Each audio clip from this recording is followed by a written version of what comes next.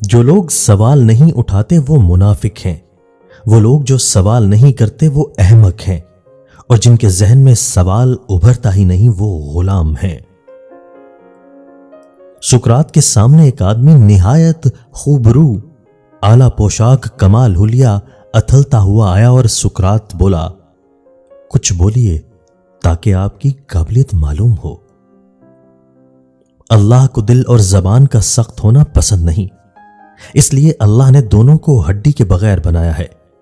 اسے نرم رکھو، دل محبت سے نرم ہوگا اور زبان اخلاق سے۔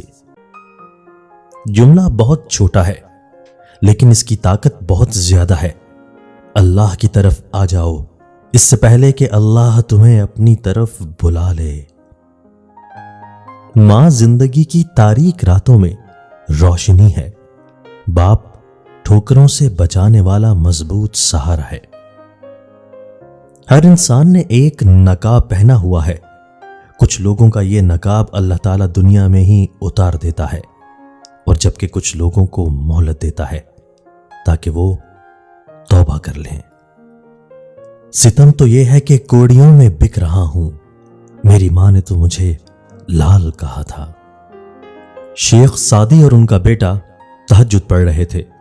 دعا کے بعد بیٹا بولا، بابا جان سب سو رہے ہیں اور ہم عبادت کر رہے ہیں۔